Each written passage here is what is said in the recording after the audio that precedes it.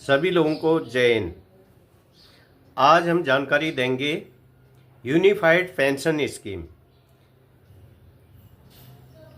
इसका कैलकुलेशन कैसे होगा, केंद्रीय जो कर्मचारियों को कितनी पेंशन मिलेगी, क्या क्या बेनिफिट मिलेंगे, ये वीडियो आप पूरा देखें। यूनिफाइड का मतलब होता है एकीकृत या संयुक्त, तो इसे हिंदी में कहेंगे एकीकृत पेंशन योजना, यूनिफाइड पेंशन स्कीम। तो वीडियो को पूरा देखना है और इसको अधिक से अधिक शेयर करना है। केंद्रीय कर्मचारियों के लिए एक नई पेंशन योजना शुरू की गई है, जिसे 1 अप्रैल 2025 से लागू होना है। ये लागू हो चुकी है, घोषणा हो चुकी है और लागू होगी।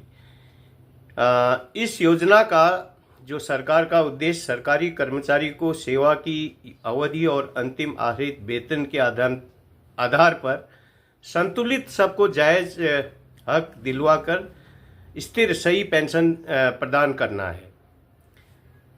यूपीएस के तहत जो यूनाइटेड पेंशन स्कीम यूनिफाइड जो पेंशन स्कीम के तहत कर्मचारी राष्ट्रीय पेंशन योजना एनपीएस से जो स्विच भी कर सकते हैं। जो एनपीएस में है, ये कहना है सरकार का, और यूनिफाइड पेंशन स्कीम की जो एकीकृत जो पेंशन योजना का वो लाभ उठा सकते हैं एनपीएस वाले भी उसमें, यानी कि वहाँ से वहाँ जा सकते हैं। एनपीएस से यूपीएस में जा सकते हैं, यानी कि यूनिफाइड। इसमें जो है न्यूनतम 10 वर्षों की सेवा के बाद कम से कम 10,000 रुपये प्रति माह पेंशन की गारंटी दी गई है। अब वो पेंशन फिक्स होगी, लेकिन कम से कम पेंशन इसमें 10 साल सर्विस जिसने की है गवर्नमेंट, सेंट्रल गवर्नमेंट में, उसकी कम से कम 10,000 रुपये उसको सरकार देगी मंथली पेंशन। इसके अतिरिक्त सेवा निवृत्त पर एक मुश्त भुगतान और पारिवारिक पेंशन का भी प्रावधान है। आप वीडियो पूरा देखें। बता दें कि यूनिफाइड जो पेंशन स्कीम यूपीएस को लागू करने की महाराष्ट्र सरकार ने भी घोषणा कर दी है स्टेट में, और यूनिफाइड जो पेंशन स्कीम की जो 1 अप्रैल 2025 से प्रभावी होगी और इसका लाभ 23 लाख केंद्रीय कर्मचारियों को मिलेगा। यह योजना 1 अप्रैल 25 से लागू हो जाएगी और इसका लाभ 23 लाख जो सरकारी कर्मचारियों को मिलेगा। प्रधानमंत्री जी की अध्यक्षता में यूनियन कैबिनेट ने केंद्रीय सरकारी कर्मचारियों के लिए यूनिफाइड पेंशन स्कीम यूपीएस को मंजूरी दी, और ये योजना हमने पहले बता दिया 1 अप्रैल 25 से प्रभावी होगी। तो प्रधानमंत्री जी ने जो है यूपीएस को कर्मचारियों की गरिमा और वित्तीय सुरक्षा सुनिश्चित करने वाला बताया है। केंद्रीय सरकारी जो कर्मचारी हैं वो यूपीएस और राष्ट्रीय पेंशन योजना एनपीएस के जो बीच ये चयन कर सकते हैं, मतलब यूपीएस एनपीएस में जो है वो यूपीएस में जा सकते हैं। इसके अलावा वर्तमान ये स्विच कर सकते हैं, मतलब राज्य सरकारें भी भविष्य में इस योजना को लागू करने का निर्णय ले सकती है। चलिए आपको इसके बारे में विस्तार से हम बताते हैं कि यूनिफाइड पेंशन स्कीम यानी कि एकीकृत पेंशन स्कीम क्या है। यूनिफाइड पेंशन स्कीम सरकार की नई पहल है जो सरकारी कर्मचारी को उनकी सेवा की अवधि और अंतिम निकासी वेतन के आधार पर स्थिर पेंशन प्रदान करने के उद्देश्य से शुरू की गई है।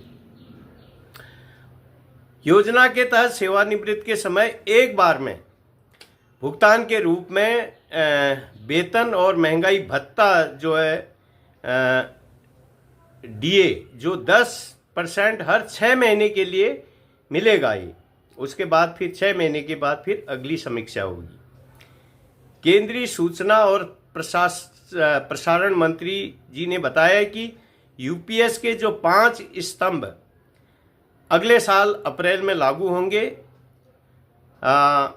उन्होंने कहा कि 10 साल की सेवा करने वालों को न्यूनतम 10,000 रुपये पेंशन दी जाएगी, और जो दिवंगत सरकारी कर्मचारी है, जिनकी डेथ हो चुकी है, सरकारी कर्मचारी की जिनकी मृत्यु हो चुकी है, सर्विस के दौरान अगर हो जाती है, तो उनकी पत्नी को मिलने वाली जो पारिवारिक पेंशन है उस कर्मचारी की पे का 60% होगी।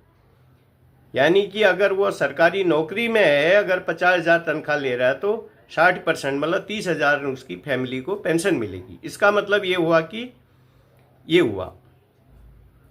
आगे मंत्री जी ने कहा कि 30 वर्षों की सेवा के बाद सेवानिवृत्त पर लगभग 6 महीने का वेतन एकमुश्त दिया जाएगा, और अलग से ये स्पष्ट किया गया कि यह भुगतान ग्रेच्युइटी के अलावा 6 महीने का और भुगतान किया जाएगा जो सेवानिवृत्त हो रहा है कर्मचारी, सरकारी कर्मचारी।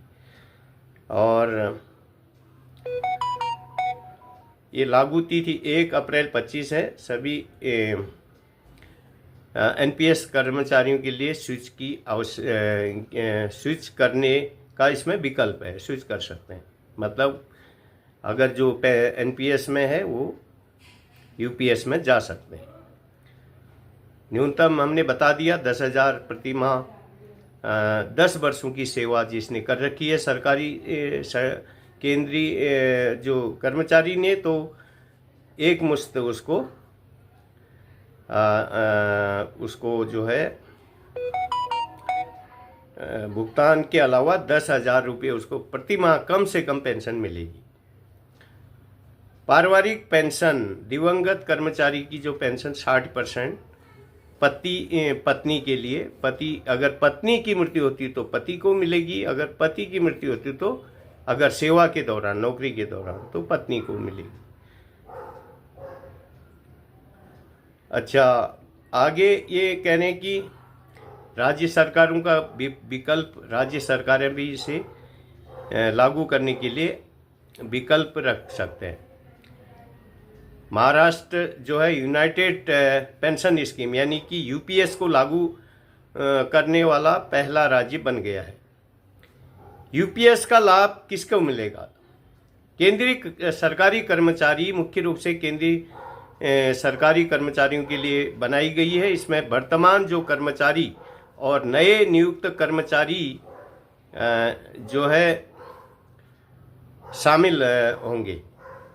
यानी कि एनपीएस धारकों के लिए जो विकल्प है वो केंद्रीय सरकारी कर्मचारी जो वर्तमान में राष्ट्रीय पेंशन योजना एनपीएस के अंदर हैं, उन्हें यूपीएस में जो चाहते हैं वो स्विच कर सकते हैं,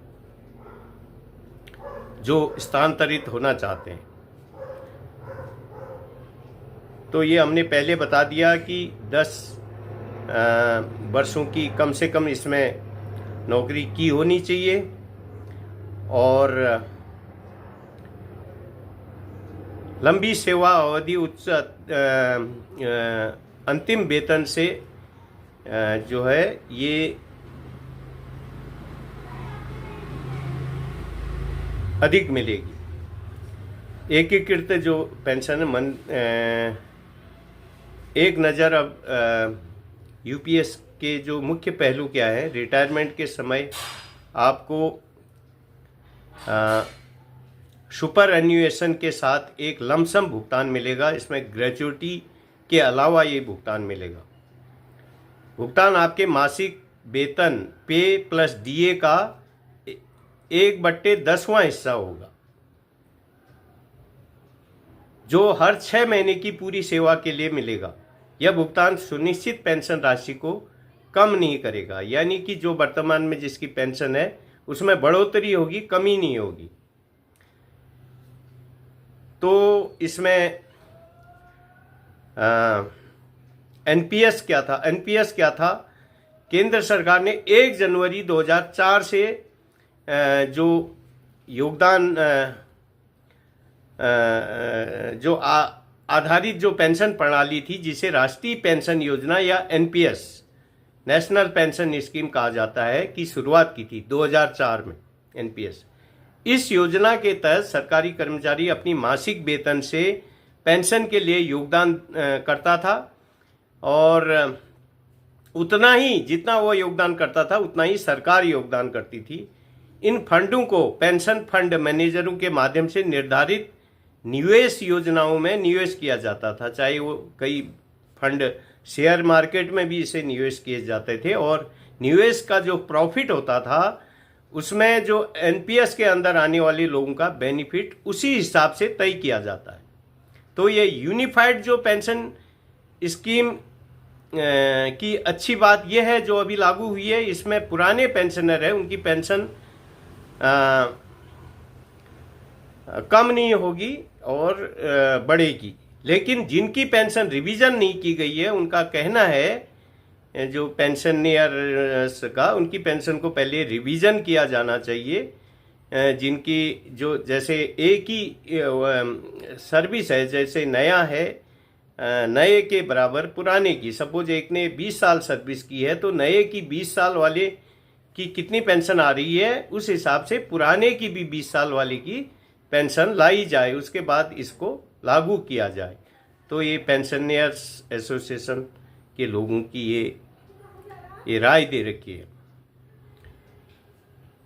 तो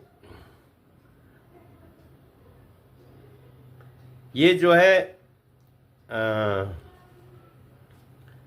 मंत्री जी ने कहा कि 30 वर्षों की सेवा के बाद सेवानिवृत्त पर लगभग 6 महीने का एक मुश्त एक्स्ट्रा बेनिफिट दिया जाएगा, ग्रेचुइटी के अलावा होगा। तो ये हमने पहले बता दिया, और अब इसमें न्यूनतम पेंशन 10,000 प्रति माह कम से कम, और पारिवारिक पेंशन जो है दिवंगत जो मृत कर्मचारी की जो पेंशन का 60% उसकी पत्नी या को मिलेगा। अगर पत्नी सरकारी नौकरी में है तो पति को मिलेगा 60% पेंशन का, ये हमने बता दिया। सपोज 50,000 उसकी पे मिल रही है तो 60% 30,000 रुपये पेंशन मिलेगी। तो एनपीएस में से जो है यूपीएस में स्विच करने का विकल्प इसमें दिया गया है। तो ये जानकारी थी, मुख्य जानकारी जो है पेंशन के बारे में। तो आशा है आपको वीडियो अच्छा लगेगा। इसके अलावा और इसके ऊपर जो भी मॉडिफिकेशन होगा, जो भी रेक्टिफिकेशन होगा, फिर हम आने वाले समय में वीडियो लेके आएंगे। तो आज के लिए ये जानकारी थी कि कई लोग मुझे बात कर रहे थे कि यूपीएस है क्या, तो अभी आप लोग समझ गए होंगे। सीधी सी बात है कि एनपीएस जिनको पहले पेंशन मंथली पेंशन नहीं मिल रही थी तो उनके लिए एक विकल्प हो गया है कि अब वो चाहे तो यूपीएस में जाके मंथली पेंशन हर महीने ले सकते हैं, और अगर तो उसी हिसाब से फिक्स होगा। अगर 10 साल में अगर न्यूनतम पेंशन 10,000 रुपये फिक्स की गई है बेसिक, तो 20 साल में निश्चित तौर पे डबल होगी, और इसी हिसाब से 30 साल के लिए फिर उस हिसाब से 30 साल 40 साल जो भी सर्विस है उस हिसाब से उसको फिक्स किया जाएगा। तो ये जानकारी आपको अच्छी लगी होगी, और इस पर रेक्टिफिकेशन होने पर हम फिर वीडियो बनाएंगे। तो वीडियो को अधिक से अधिक हमारे पेंशनर्स को शेयर करें ताकि वो उनको ये जानकारी मिल सके। धन्यवाद। जय हिंद।